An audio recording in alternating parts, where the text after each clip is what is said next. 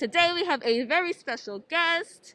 Welcome, Rakim Sabri. Thank We are going to you. be talking about a topic today that I don't think gets enough play and really enough eyeballs, eardrums, whatever you want to say, does not get enough attention. Today we are going to be talking about financial trauma, and I'm super excited to be here at FinCon with the expert on this topic to tell you all about what this whole thing is, why it's important to our money journeys, money stories, important in our journey to getting better with money. So I'm super excited to get into it.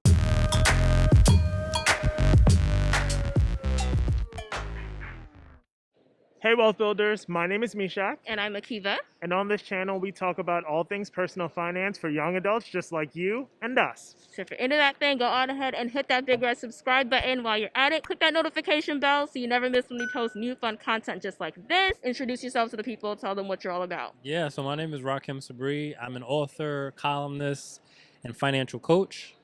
I have a decade of banking experience before I fired my boss. And now I focus primarily on financial empowerment and financial trauma in my delivery and coaching practices. Love the fire and the boss part, but Thank you. that's Thank not what we're you. here to talk about today. So Another topic let's for go. another day. Let's go on to what we're here for. Can you tell us a little bit more about financial trauma and particularly what that means? Sure. So financial trauma is, a relatively unknown topic, but certainly one that's been around for a little while. And so there's a lot of different definitions circulating around financial trauma and certainly different manifestations of how that looks.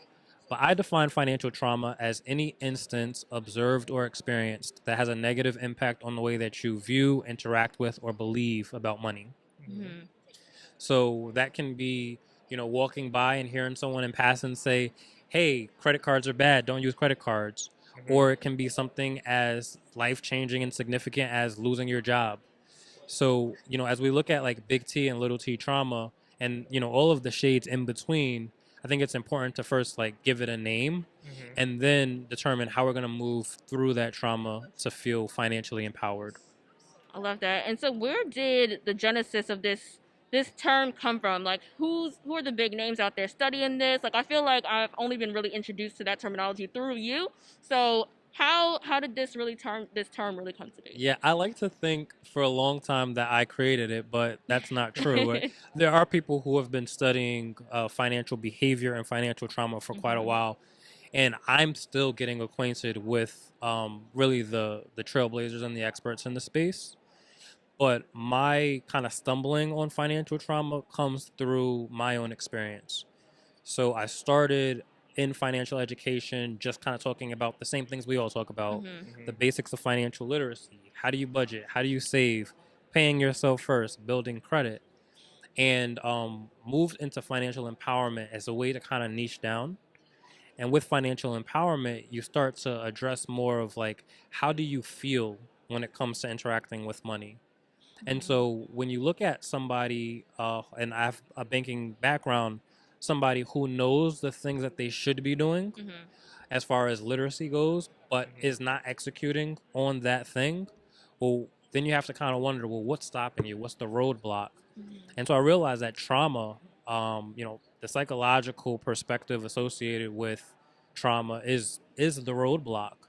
And so my background, my growing up rather, was one that I didn't realize was a traumatic experience for me, but that trauma informed kind of experience helped me to get to a place where I am today. So I experienced aspects of poverty as a result of my parents' separation, and I became conscious of the fact that we had food stamps. I became conscious of the fact that we had Section 8. And so living that reality kind of by osmosis encouraged me to pursue that reality as an adult.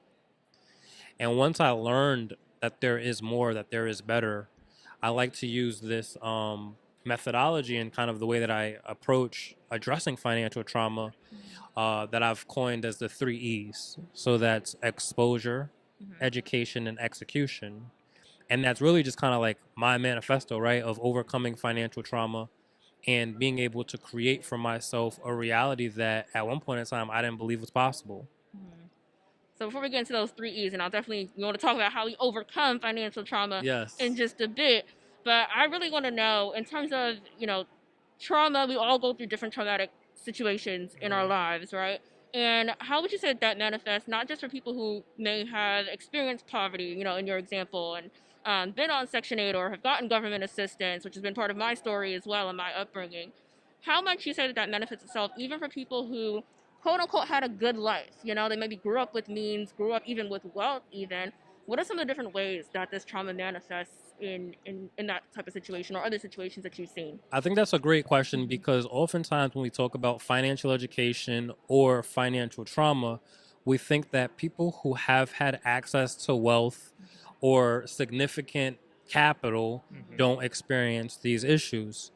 And again, pointing back to my banking experience, there were people who have their entire lives known wealth Mm-hmm. through this third party wealth manager, right? Yeah, And so they never had to learn how to manage their finances it's true. or they never had to write a check. And so when Mm-hmm. something devastating happens, like a death in the family, right?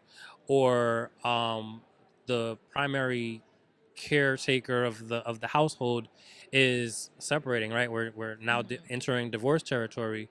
The individuals, the beneficiaries, or the dependents of those individuals are now experiencing a traumatic break from what is their reality, right? What is Mm-hmm. stability? Mhm. And so they have to learn as if like being a baby, right? They have to learn how to walk for the first time as an Right. adult. Mm-hmm.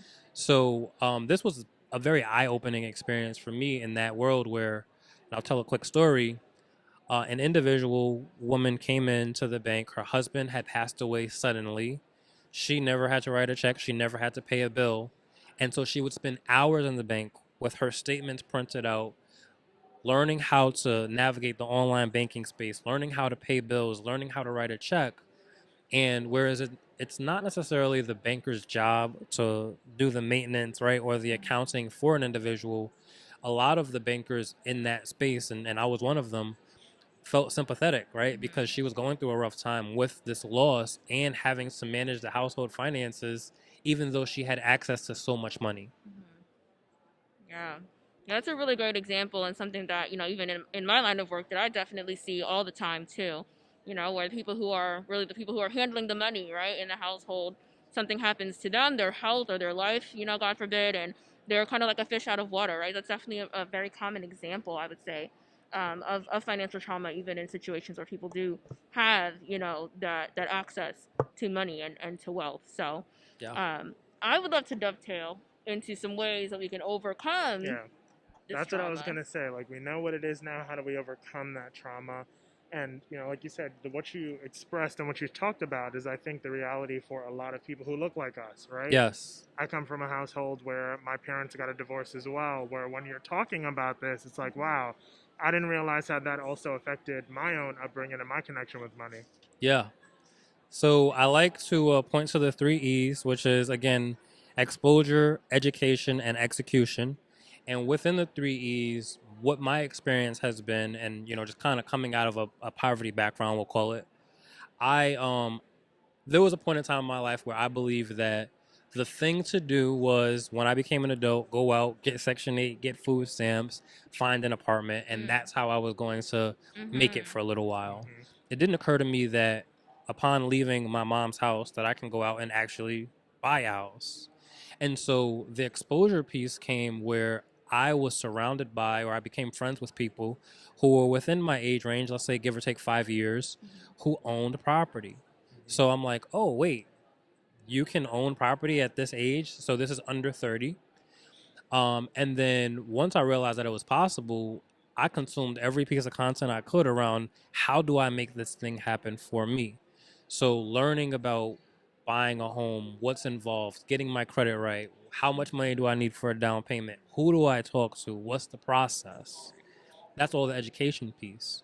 And then the last piece is the execution, which I would say is the hardest piece because you have to overcome that trauma in taking action. So, quick story, my own experience. I'm at a point where I'm educated on the process to buy a home. I have the exposure already. I going to talk to this lender, and then all of a sudden I have a series of what if questions pop up. Hmm. What if I can't afford the mortgage payment one Mhm. month? What if the roof needs to be repaired? What if the furnace goes out?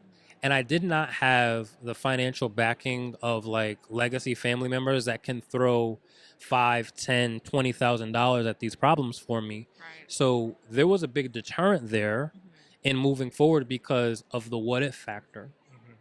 So the execution was taking everything that I had learned about this experience through exposure, through education, and saying, you know what? What if it does happen, but what if it doesn't?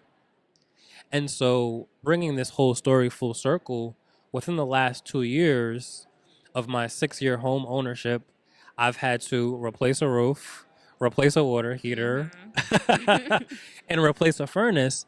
And I kind of look back at that experience and laugh because it's like, okay, it took 6 years to get to this point, Right. but what would have happened if in that 6 year time frame I didn't own the home, right?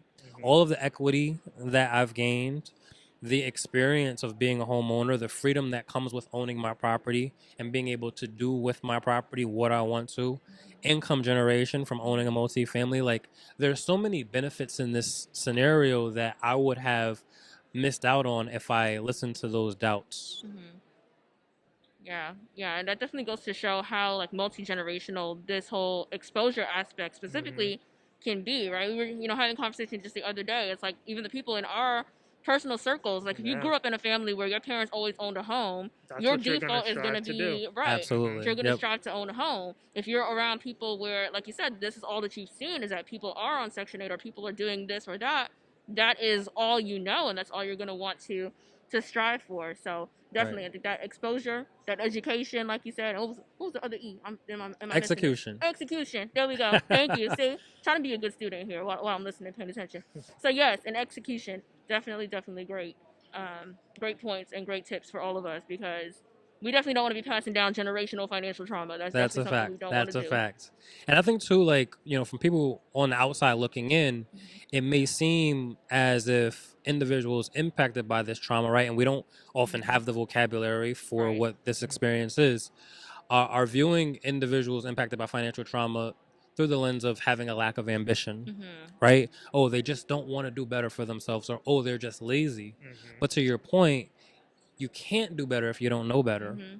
And so we're facing a two-prong issue, right? Of not only the lack of financial education, but then the lack of support in navigating those traumas so that we Mm-hmm. can actually execute on that education. Mm-hmm. And I think that the misconception is that Black people in general, speak to this demographic, Yeah. don't have financial literacy and that we need more of it. Mm-hmm. And, this is no shade to anybody out there who's teaching on financial literacy, but what I've learned on my journey as a financial educator, and I'm a certified financial education Mm-hmm. instructor, is that there are a lot of people who know what they should be doing, like I said, but they need the hand holding to move Mhm. through what is that big barrier that's preventing them from feeling empowered to make these decisions. Yeah, absolutely, right. As I Yeah. like to say, y'all probably heard me say this before, and I'll say it again. I could talk to you about budgeting until you're blue in the face, but if we do Mhm. not start with that, what I call money mindset work, and I think financial trauma addressing that is really a part of that work. Absolutely. It's going to be hard to really get anything done or achieve any major financial goal because it's very easy to say things, but when it comes to execution, like you said, those things can be what is holding you back. Yes. So definitely can understand. I'm glad that you touched on the Black community specifically because I think this Mhm. is definitely a point that is very important Yeah. for us specifically. And demystifying it as well, because the point where you mentioned it's not that they don't know or that we don't know, it's Mhm. just, all right, where do I go next? I Yeah. know Mhm. what's wrong, but how do I Mhm. solve this problem? Right. That's really the biggest Mhm. struggle that everyone's really going to have. Or even Mhm. understanding the why, right? So I grew up hearing save, save, save, save, Mhm. save. Mhm. And it's like, well, what am I saving for? Or why am I saving? Mhm. Am I saving for the big screen TV? Am I saving for the nice car? Am I saving for the nice vacation? And then what happens when I get to that point where I accomplish that goal, I buy that thing, and now I have to start over at zero? Right. And so when we talk about, that financial education, the money mindset, and tying in, just overcoming the financial trauma and feeling empowered, You have to tie in the idea of investing. You have to tie in the idea of generational wealth. Mhm. You have to tie in the idea of doing more for the people that come behind you than just what is this instant gratification that we're used to. And I mean, it's definitely an obstacle. Yeah, for sure. For sure. Right. Well, we have learned a lot in today's conversation. Hopefully, you all have enjoyed it. Before we go, please make sure people can know where to reach out to you if they want to learn more about this topic, if they want to work with you, whatever it is. Please let the people know where they can find you. Sure. So I am everywhere at Rakim Sabri. That's RAHKIM. S like Sam, A, B like boy, R, and 2 E's. I'm verified on Twitter, so don't follow any fakes. Unfortunately, I'm not verified on Instagram, but there is Rakim Sabri, no underscores, no hyphens, no periods, just straight Rakim Sabri. Love it. Love it. And we'll definitely have those links down Yes. below so that you can go to the correct accounts and not any imitations. Yep. Yeah. all the unique names up here right now. Right. But Rakim, thank you so much for joining us today. We really appreciate it. Don't forget to subscribe and click the notification bell so you never miss when we post valuable content just like this. We'll see you in the next video. Bye. Bye.